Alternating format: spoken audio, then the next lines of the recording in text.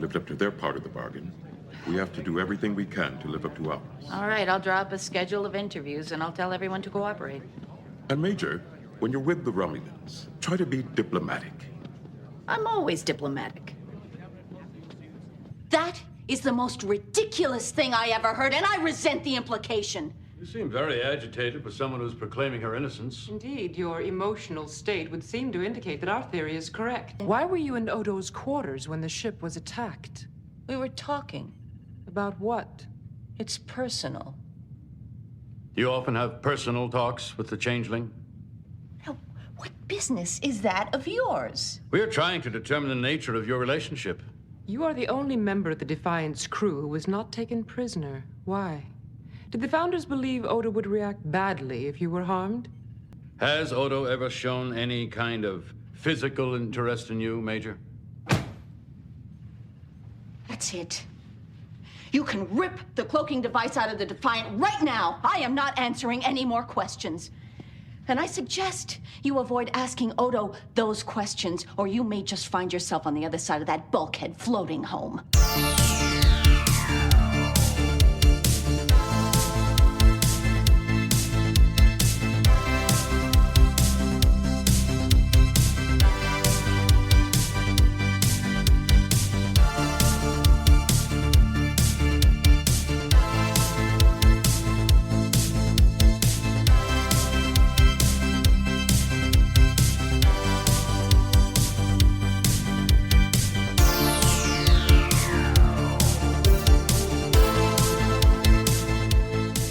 Welcome, everyone, to Deep Space Pride, a gay Star Trek podcast. I am one of your hosts, Johnson, and with me is Mike Thurlow. Mike, how are you? Hi, Johnson. How are you? I'm good. I'm doing okay. I think I'm lowering the intonation of my voice because I felt I sounded so nasally on our last podcast, according to our re-listen just now. Yes. So I'm like, I don't know, subconscious or something, but whatever. Yeah, Here it's best not to get too self-conscious, or we'll start skewing how we say things or act. And it's fine. We're here. We're fine. Here. Yes. We're present. The time is now. And here we are. We are. Yeah. How's everything going? How was your day on this very warm day in New York? You know, I love working during the summer. Why? Because not working, and my work wraps up at the end of our program year, ends on June 30th. So it really, one of my bosses goes away for the whole month of July. So it's a slower time, and you kind of catch your breath, and you can kind of like just enjoy the summer a little bit more. There's not so much pressure. And that's so nice. Yeah. And last year we didn't have that because we were ramping up because we needed to keep people engaged for, during the pandemic. And but this summer we're sort of returning to normal, and I am 1 week away from vacation. So That's right. It is coming up really, really soon. It is, and Dennis and I are super excited. All roads have led to this. All roads have led to this, yes. So very excited. And then you'll be doing our Women at Warp panel are you going to be like on the beach in Hawaii or something like that? I mean, I'll be in Hawaii. I don't think that it'll, I think that, the waves might cause some background. I don't know if there's, no, I'll be doing it from where we're staying in Hawaii. Yes. It's early in the morning, so it's not like your whole day or something. Yeah. It's not interrupting my day. I'm just getting up a little early, or making sure I'm up early and setting up. And that's it. Yeah. So for those of you who are listening and are like, what the heck are they talking about? Mike and I are going to be participating as part of basically it's a podcast festival that's being hosted by Women at Warp. And we are going to be doing a 1 hour segment on July 18th. 18th. July 18th Yeah. at 2:30 Eastern. Right. It's live streamed on the Women at Warp Facebook page as well as on their YouTube channel. Correct.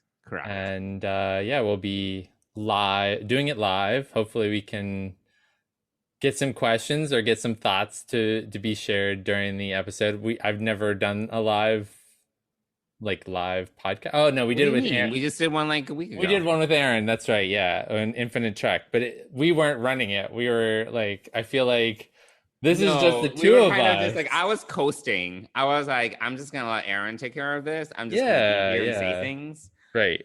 For this one, we are going to be spearheading. Yeah, it's just us. I mean, we're doing a podcast. But we can say whatever the shit we want, except the word shit. Except we can't curse. Yes, we can't curse. Yeah, no cursing. Yes, that's bad.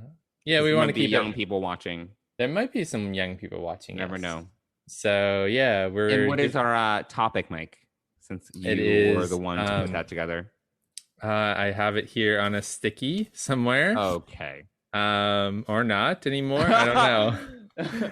No, very organized system. We're talking about chosen family, specifically in Star Trek Discovery, but we're taking it from the perspective of for many LGBTQIA people,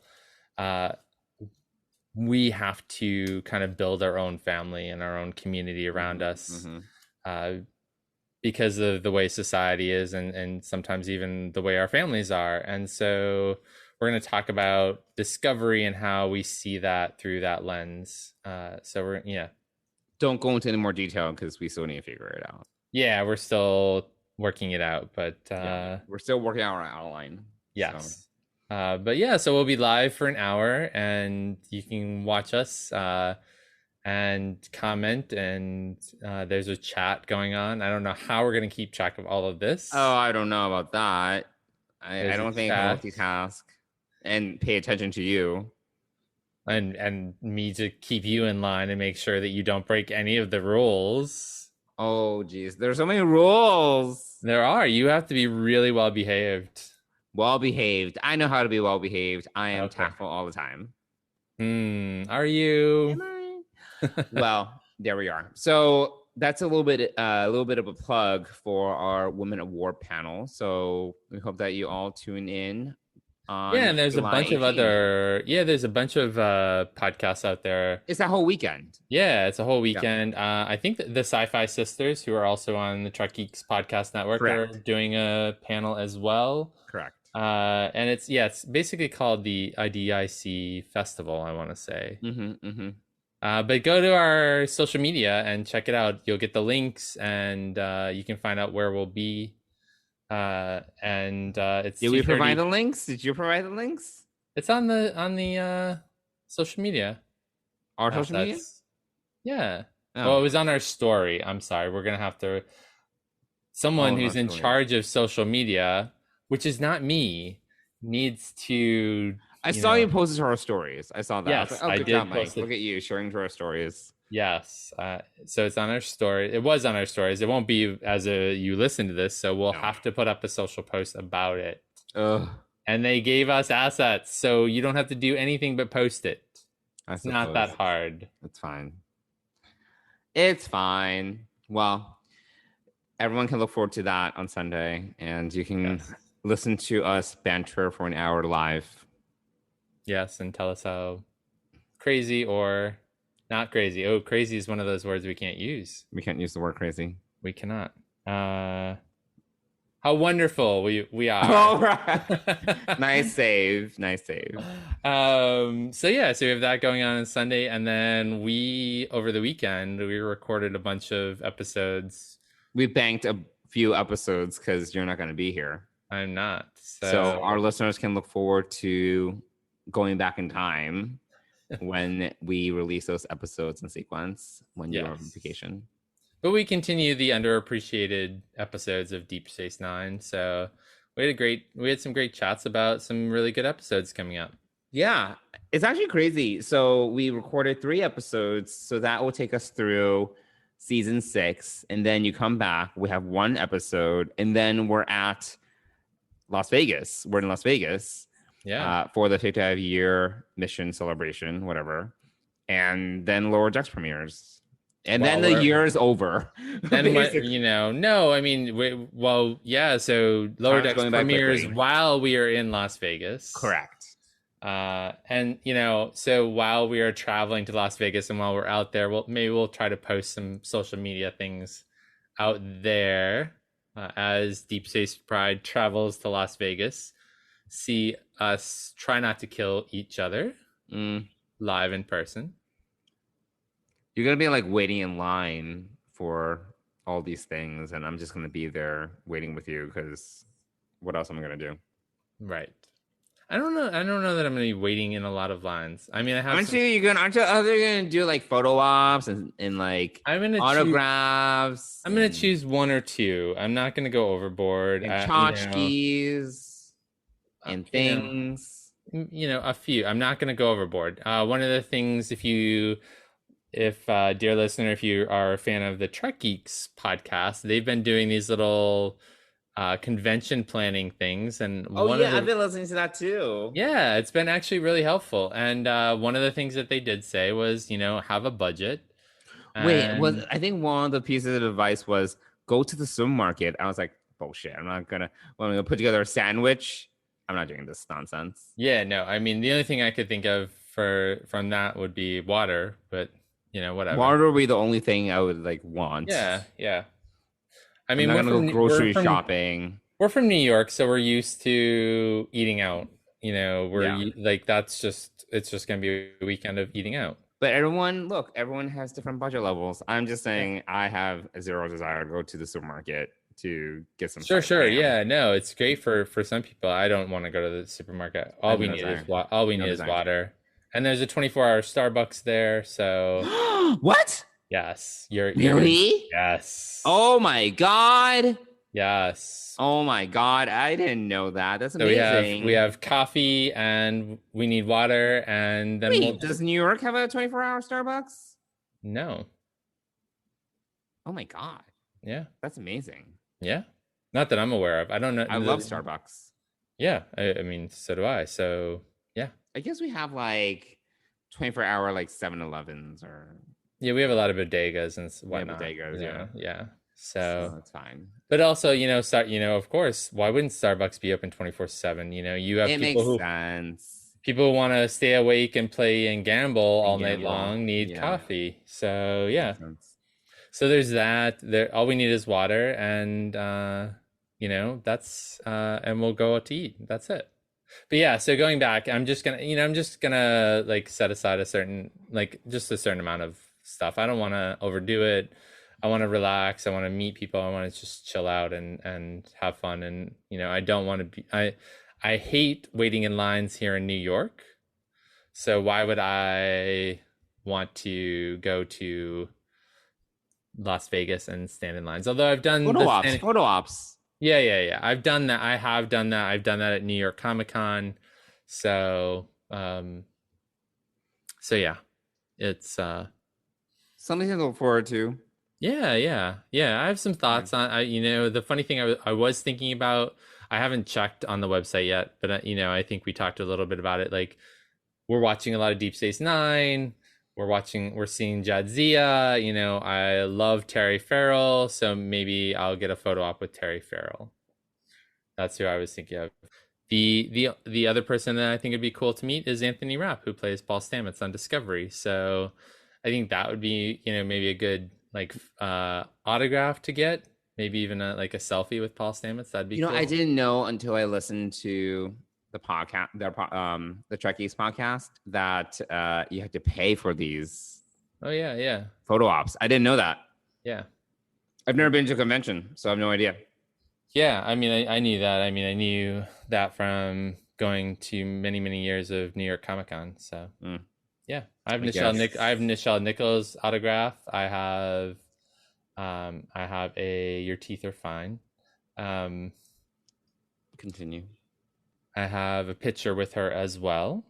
And I also have a picture with Matt Smith and Alex Kingston from Doctor Who.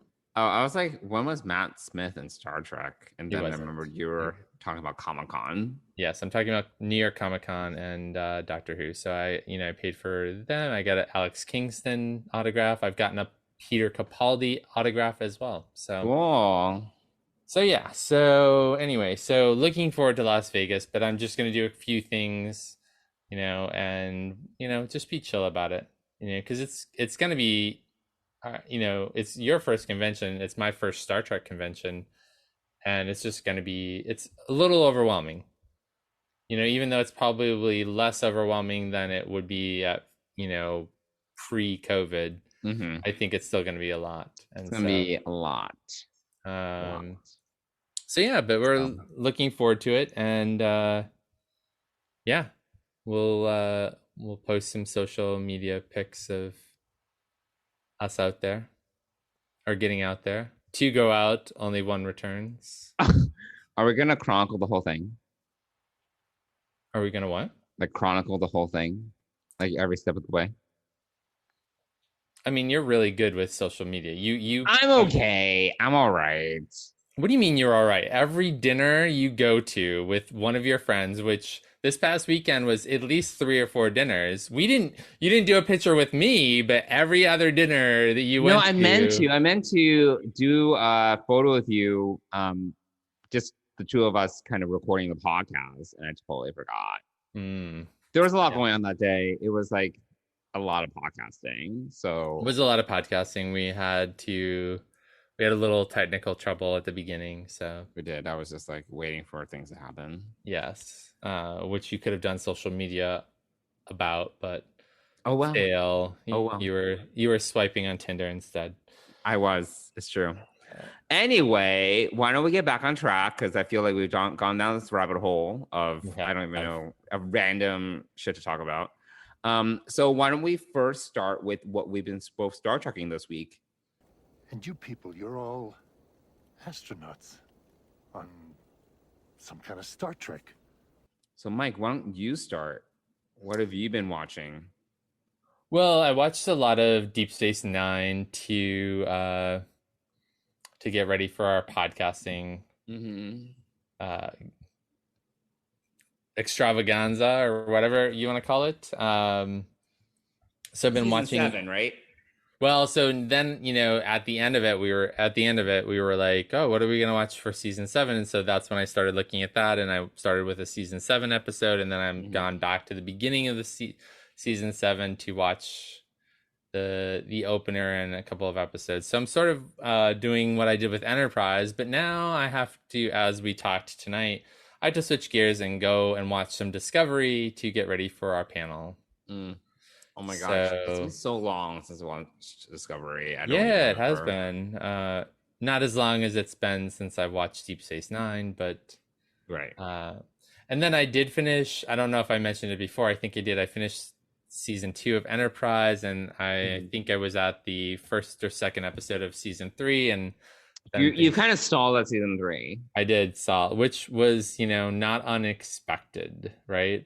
Yeah. No, I know you didn't like the Xindi arc. I mean, there are definitely some good episodes. Sure. No, it's just it's an entire season arc of the thing, and Yeah, it's all right.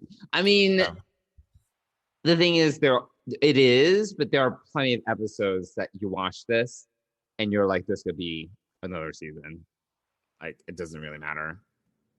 Yeah, I think still a lot of standalone stuff like that. Yeah, sure. Yeah. So, I mean, I think I'll eventually get back to it, but we're now in Deep Space Nine zone, so we're doing that, and that's really getting me excited because it is my favorite series, and I did not rewatch Deep Space Nine during our lockdown. I know you should have. I really should have.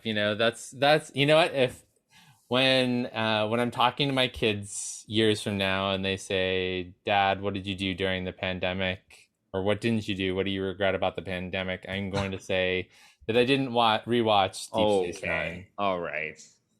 So there's that. Yeah, so I've watched that. I don't know if I've watched anything else. I've watched a bunch of other stuff, but like we watched some movies and whatnot. But yeah, it's mostly been Deep Space Nine. Okay, that's respectable. Yeah, I haven't really watched any of the movies or the other TV shows. Although I'm getting, I am getting the itch to watch Lower Decks Okay. to kind of get ready for that. But Yeah, let's come back really soon. I know we just talked about it, but it is very soon. it is. It's a little over a month away. Yeah. So what about you? I know that you watched some. Very limited. So other than the Deep Space Nine episodes that were part of our homework assignment. That was part of our the episodes that were part of our homework assignment. There we go. English. I had to like formulate the sentence. I also watched 2009 JJ Star Trek, which is good. Netflix knows me, and it was like, here, it's available, watch it. And I was like, okay. It's like giving candy to a baby. I'm like, I can't resist this. Of course, I'll watch this. And before you know it, I watched the whole thing. It is it's a really good movie. It's just a fun movie, and I really respect it as a film because I think it just does the right. It reaches that balance where there's enough there for a fanboy, and there's enough to get. But there's also enough there for someone who just isn't very familiar with Star Trek at all and might know a little bit about it just through the culture and the discourse, but they can still enjoy for what it is.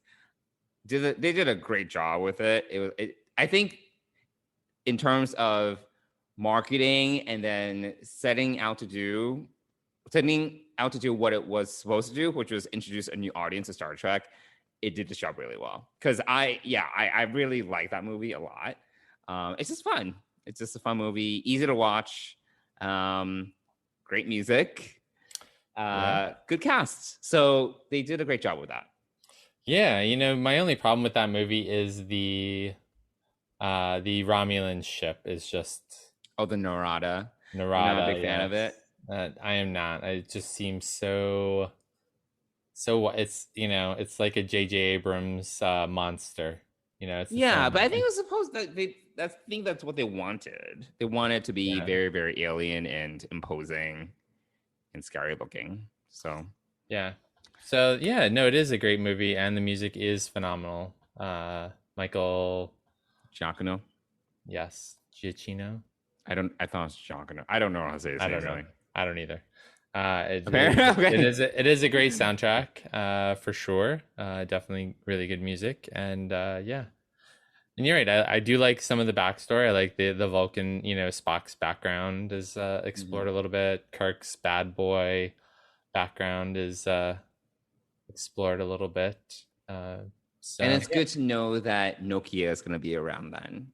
As you remember, the Nokia product placement. I'm like, yes. Okay, yeah. Great. Great job there, yeah. As will the BC Boys. Yes. Yep. So there we go. Classic music. So that's the only Star Trek. Other than a lot of Deep Space Nine, I think that's the only Star Trek I've seen. Well, there we go. So anyway, why don't we move into our underappreciated DS9 episode of the week? I haven't given up. I won't give up. It's all right, Chief. You're okay. No, I'm not. You need to run a basilar arterial scan. Why? Because if you don't, I'm gonna die in less than 5 hours. Who told you that? You did. In the future. Oh. Well, who am I to argue with me? Yeah, so is this my pick or yours? I can't remember. This was your pick. Okay. Yes. And I don't... You have the episode summary I do, up? yeah. Okay, thank God one of us does. And I just watched it again today, because I had watched it... Oh laugh. wow, really? Yeah. I only Yeah, seen I it did. once, so Yeah, no, it's a good episode. Well, it's it's got its challenges, but there's some good parts to this. yeah, no, there are. So we're talking about episode 17 of season 3, Visionary. Mhm. And Romulans arrive to study reports on the Dominion, a privilege granted in exchange for the use of the cloaking device aboard the Defiant. Is this the Netflix summary? Yeah. Meanwhile, O'Brien is jumping through time and seeing visions of the future. So that's my added piece of the puzzle that Netflix The extra sentence you would add to the summary. Yes. So yeah, no, it's an enjoyable episode until you start thinking about the time traveling aspect of this. Yeah, no, it's a little problematic. But I thought that overall it was a good episode. I mean, it was enjoyable. And Yes. I always like myself a decent Chief O'Brien episode. Yep, it's a great O'Brien episode, definitely. And I was reading, of course, Memory Alpha, and this was for a totally different O'Brien episode, but they were just joking how at least once a season they had to put through O'Brien through his paces or something and really make him suffer. So of course in this episode we get O'Brien dying kind of, several times actually. Yeah. Oh yeah, several times. You're right. Yeah, he dies several times in this episode. 1, 2, 3 come to mind immediately. Yeah. I'm trying to think if there's a fourth, but yeah, it's I like how this is actually a really well constructed episode, despite the issues with time travel. With the issues with time travel. There's always issues with time travel. Yeah. So I feel for this episode they were just like, whatever. They were just like, let's just do what we want. It doesn't matter. Yeah, I mean it's a really well constructed episode. I mean, they tease you at the beginning, you don't have any idea. I mean, the other piece of this episode that bothers me, other than some of the time travel, which we can get into, is how dense do you have to be in Star Trek to not know that a quantum singularity is powering a Romulan starship? Okay, the only reason why it is top of mind for us is because we have Timescape, that episode, the TNG episode where we visit the Romulan Warbird engine room. Do you remember? Oh yes, I do remember. Oh, that's a good episode. I don't think it is a well-known fact that Romulan Warbirds are powered by artificial quantum singularities. I think that's the only reason why it's top of mind for us. Okay. I don't think it'll be the first thing that people would think of when it's like, there's like a quantum there's the signature of a quantum singularity circling the station, Yeah, in an orbit that would be like a ship orbiting, that's, you're right. I guess that's sort of the what you have to kind of take into account is that something that they don't, or it's not like obviously Chief O'Brien kind of figured it out. He was like, oh yeah, but I don't think it's very top of mind for most right people. Yeah, he didn't figure it out till well into the episode, but so that's my only other picky thing about it is it just seems kind of obvious if something's floating around orbiting the space station and you've got Romulans on there, why wouldn't you put together that the Romulans are being shady? Yeah. But it's just it is a really well constructed, you do understand why the Romulans are there, and again, as Netflix says, in exchange for the Defiant's cloaking device, they're getting information on the Dominion. I would say that the Romulans who are in this episode are mediocre-ish. They're not Sela or whatever her name is. Yes, they're not super, although that would have been great. That would have been awesome to have Sela come in. I know. I wish that we got more Sela, but that was not meant to be. Yeah. So, but it was okay. I mean, it was kind of just their random Romulans for the week. Yeah, exactly. Yeah. It was less about them and more about O'Brien, obviously. Yeah, but it also, again, I think we've mentioned this before, it kind of calls back to other parts of the, I mean, obviously you get the, which we all knew was the cloaking device, but it also goes back to the adventure when they were all abducted by the founders and put into that, place where they lived out. Right, when they were, it was the Matrix. It Yeah, was like a shared essentially, dream or whatever. yeah, the founders' version of the Matrix. But Yeah. so, there is some of that. You have to kind of know that, and then you have to remember that Odo saved Kira, and she, there's feelings there, and so there's a few things that you can't just jump into this episode and be like, know everything that's going on, because there is a lot of continuity into this piece. But so there's that. This is actually kind of a thing where it's a really well balanced episode between the A and B plot, and they're both really well intertwined in this case. Wait, what's the A plot? What's the B plot? I see. Well, I guess since I would say that the O'Brien is the A plot, like is jumping through time, but the B plot is that the Romulans are there, like interviewing everybody and trying to find out more about I kind of saw it as like kind of one, because they kind of tied together. I didn't really see it as like two separate plots. Oh, see, I did, because O'Brien doesn't really interact with the Romulans at all. Like there's like, it's almost like it's Kira and Cisco that deal with the Romulans, and then it's O'Brien and Bashir on the other hand doing their like time jumping thing. So. Yeah, I guess they kind of intertwine pretty quickly in the episode, because obviously you have the Romulan warbird causing his time jumps, but then you also get in the middle of it when he's killed, quote unquote killed for the first time. Right. It's because the Klingons are trying to spy on the Romulans. Yeah. And they booby trap that panel.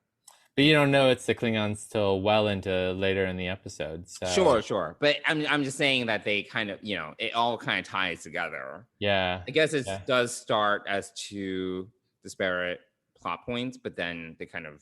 Yeah, they do eventually meet, and they do intersect, and things go on. But it's just kind of interesting how all that kind of plays out. But yeah, I thought it was a great opportunity for O'Brien to shine. I thought it was, Bashir had a major part in all of this too, with O'Brien. So it was kind of them exploring this, because they had a lot of scenes together, from playing darts to one of the things that stands out right now as I'm thinking about it is like Bashir sees O'Brien standing there as he's just like changed from doing the autopsy, and is like very matter of factly like, "Oh, it's you," and like O'Brien has just lifted the cover up over his dead body and seen for his death for the second time, and Bashir is just like super normal about it, like, oh, this is just a normal thing, like seeing O'Brien, even though I just did O'Brien's autopsy. So it's a lot of little scenes between Bashir and O'Brien kind of going through this, but the real problem comes when they start to manipulate it, and then right, no, it gets very messy once you start to think about it. Yeah, it doesn't really make much sense. Yeah, I mean, when he shows up, but again, I think it's okay. Yeah, and also like when he time jumps or whatever, he's in a different place. It's not like he's in the same place. So that's also what I think is really kind of weird and interesting about this too, is that he time jumps to another place and just happens to time jump into his quarters for like the penultimate jump where he's wearing that device, and like he's altering the 5-hour time limit and going back three and a half hours, or going ahead three and a half hours, and then suddenly he gets super sick. It just seems really like it didn't, when Bashir was kind of telling him about this, it didn't seem like he was going to be sick instantaneously, and he really was.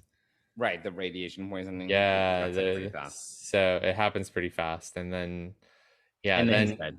Then he's dead, and he had, his future version self goes back in time. Yeah, very confusing. Yeah, but it's fine. Yeah, I mean it's really kind of messy time wise, and if you start looking at things in a timeline, it just doesn't.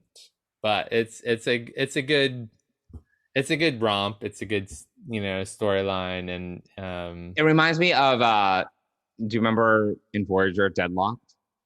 No, I don't know. It was a season one episode. Really? Where there are two Voyagers and Harry Kim dies.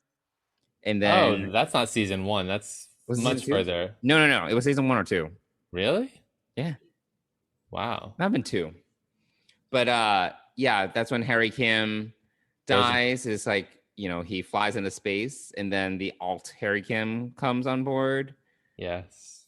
With Naomi Wildman, baby Naomi Wildman. If you remember. Yeah, so, no, I definitely. With the baby. Yeah, because the baby died. I don't remember. Oh, the baby died in the Prime universe, and yeah. So, well, I don't know if I don't know if it's Prime or Alt, but right, whatever. It's one of those.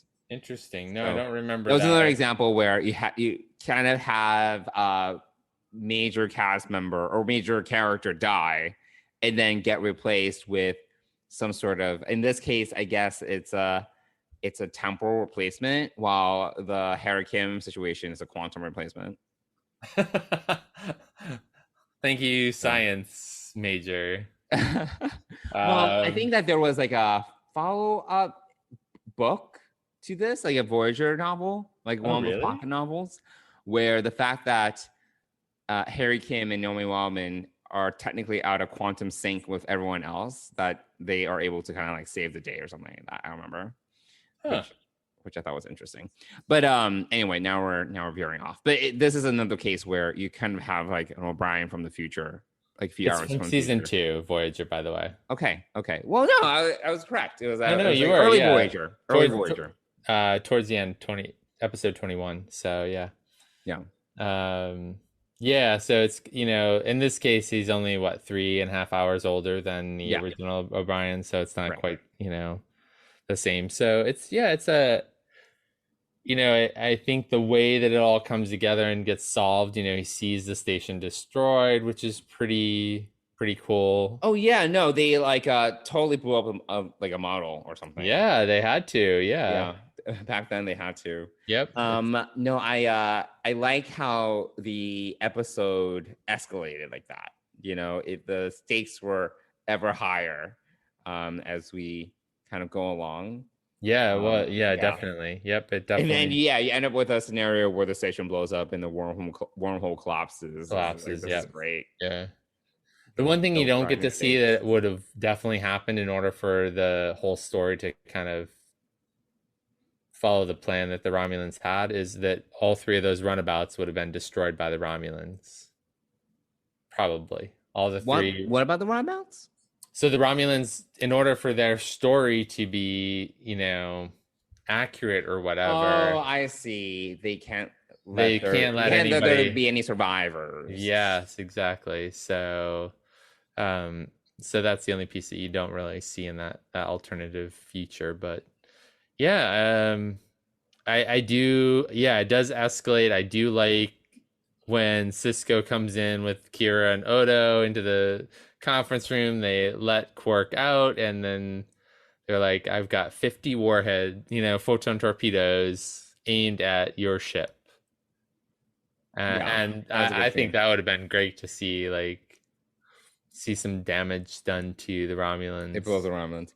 I like also how Kira, when Kira was being interrogated, she was not pleased. She was furious, standing up, ranting at them, and they were just sitting there, taking it. Yeah, she was like, "What are you insinuating?" She's like completely clueless about Odo. Yeah, she was. I felt like she was about to throw a chair at them. I love it when Kira gets angry. Yes. I love when she gets angry like that. That is, you know, it's like comedic. Is it kind of comedic? It's sort of comedic, but it's, it's not quite it's angry, but it's not deadly angry. It's not like when Quark puts his hand on her and she basically threatens his life if he doesn't take his hand off of her.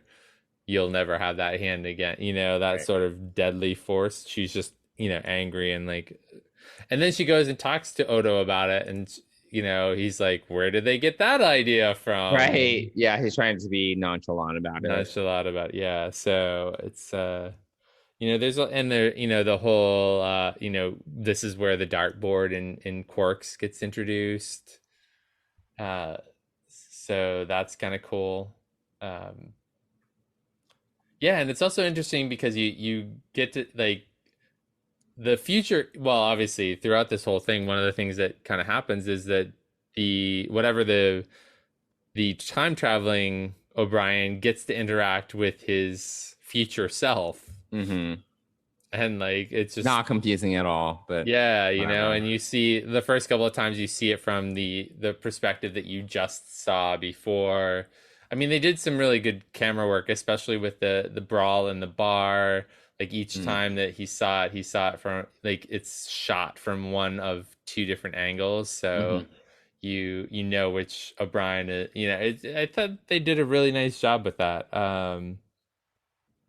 So yeah, overall, it's an enjoyable episode. It doesn't make a lot of sense, but it does. I do like the deadly response of Cisco saying, we're going to take out this ship right now, and kind of call their bluff. So yeah. I think that's really, really good. And yeah, it's you kind of, it, as I'm watching the later seasons, right, they become the Romulans are allies with the Federation, but you realize from this episode just how treacherous Romulans are. Like they cannot be trusted. Right. And then is it next week in our episode we talk about Kira, like and the Romulans come to stay on the station, and they put all the photon torpedoes on the moon. Next week's episode of next week's episode of our podcast when we talk about season 4. Yeah. Isn't that the episode where Kira kind of has a showdown, or did I watch an extra? No, you watch a different episode. I know the episode you're talking about. That's later. Okay. All right. Yeah, that's a different episode. That's the problem, when you start watching these things and talking about them in different orders, like. Yeah, I know the one you're talking about. But I don't even remember what's... Honestly, having watched all of Deep Space Nine within 3 months, I have definitely conflated where certain episodes take place season-wise. Okay. So I don't feel so bad. No, that's not an episode that we plan to discuss. Oh, okay. All right. Yeah. But definitely, I appreciated this episode. I don't know if it's one of those episodes that I don't think would have standed. It's underappreciated for all intents and purposes. Yeah. It fits our categorization of how these episodes are. So again, it's not one of those episodes when you look back and you're like, oh yeah, season 3, I remember. It's just not. Right. Yeah. No, it's definitely an enjoyable episode if you can get over the time travel foibles and. Time travel is so messy anyway that like it's like, what's the point? What's the point of keeping track anymore? True. There we go. So, but yeah, no, I also thought overall this was just a fun episode. Not appreciated in the sense that it is an episode that you look back on super fondly, but it's still enjoyable. And another great reason for O'Brien to have a moment. So yeah. I'm trying to think if there's anything else I want to add. I think we pretty much covered all of it. I do think that there were a few moments throughout the episode where people didn't seem concerned enough about Chief O'Brien. Like that moment when you mentioned when Julian is like, oh, he just died, and Julian's kind of like just like whatever. Yeah. But if you remember at the so the cold open, the teaser, right?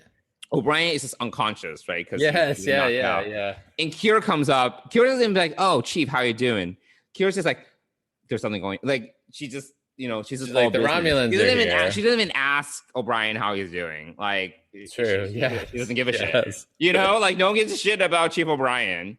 Yeah. And I'm like, oh, poor Chief O'Brien. No one really cares. So yeah, I kind of felt that was kind of like a occasional recurring theme throughout where people probably could have been a little more concerned about like how he was doing, but it's fine. Everything's fine at the end. So that was the one thing that did stand out to me when I was watching this episode. I was just like, yeah, like poor Chief O'Brien, nobody cares. So but yeah, I think that about does it for our discussion of Visionary. Did you have anything else to add?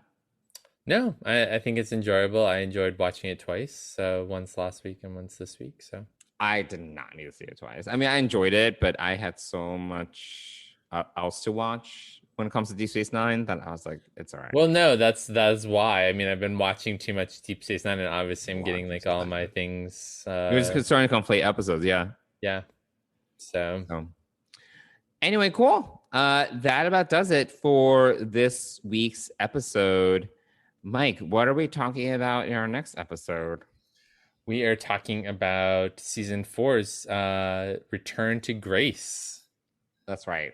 Yes. So correct. We did have a debate about whether to talk about Crossfire or Return to Grace, but in the end, we ended up talking about Return to Grace. You felt a little more strongly about Return to Grace, which is funny because that was my original recommendation, but that is totally fine.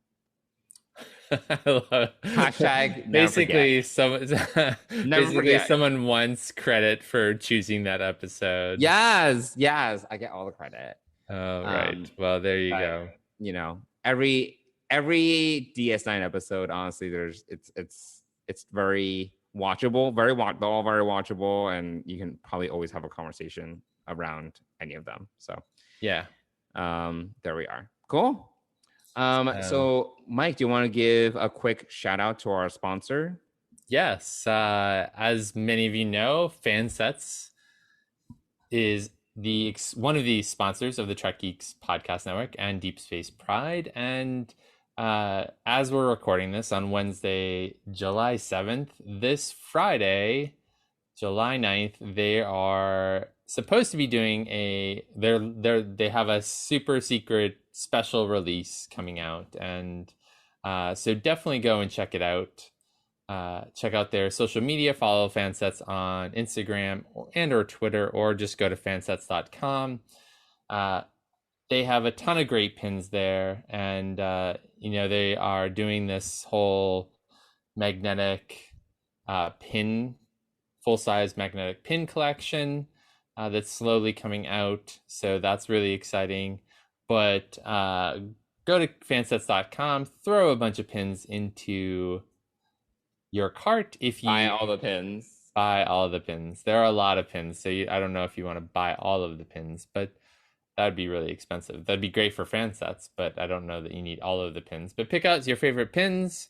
They have some great deltas, as I said, and they also have a bunch of micro crew pins for Deep Space Nine, so definitely go and check those out. Put $30 or more into your cart and you'll get free shipping. And if you use the code DSPRIDE, all caps, in checkout, you'll get 10% off your order. And we want to give a huge thank you and shout out to Fansets. We'll get to meet those guys out in Las Vegas in a few weeks. And thanks, Fansets, for supporting Deep Space Pride and the Trek Geeks podcast network. Thanks, Fansets. Cool. All right. I think that about does it for this week's episode. Mike, how can our listeners find us on social media? Sure, you can find us on Instagram and Twitter at Deep Space Pride, or you can send us an email, and you can do that by emailing deepspacepride@gmail.com. Also, all of our episodes and all of the episodes of the Trek Geeks podcast network are on the new Trek Geeks iOS and Android app. So you can plug. You can search that on the various app stores and download that to your phone, and then you'll have access to all of the podcasts, ours included. And there are some app exclusive podcasts as well, which we will have to record one in the future sometime soon for that. And so definitely go check it out. Also, that's a great place. You can leave us a voicemail through there. You can contact all of that. And also you can find out about the Fan Geeks party at Las Vegas through there as well. So yeah, get excited. A lot of great reasons to download that app, but it's a great place to get our podcasts when they are released. Yay. Another app for your phone. Yes. More apps. Cool. More apps. All right. Well, I think that about does it. I guess we'll see each other next week. Not really. We won't. You're going to be on vacation, so we're going to be rolling out our banked episodes. Right. But next week we are talking about Return to Grace, season 4's underappreciated episode of Deep Space Nine. And we're going to be live with Women at Warp. Yes, on Sunday, July 18th at 2:30 p.m. Eastern. That's right. Cool. So check out our social media for all that information. Our social media manager, Johnson, will put that all up on our social media feed. Yes, it's going to happen. I promise. All right. Well, it's good talking to you, Mike. Yeah. Listeners, hope you had a good time as well, and we will talk to you all soon. Have a great week, everybody. Bye, everyone.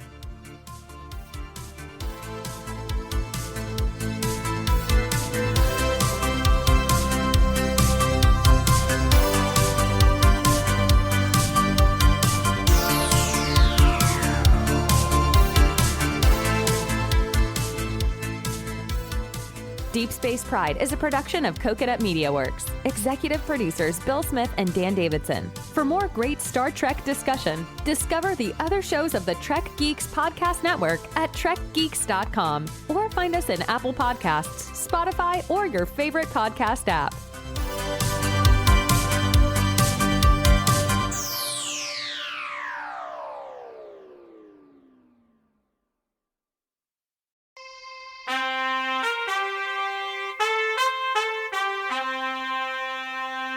Coconut.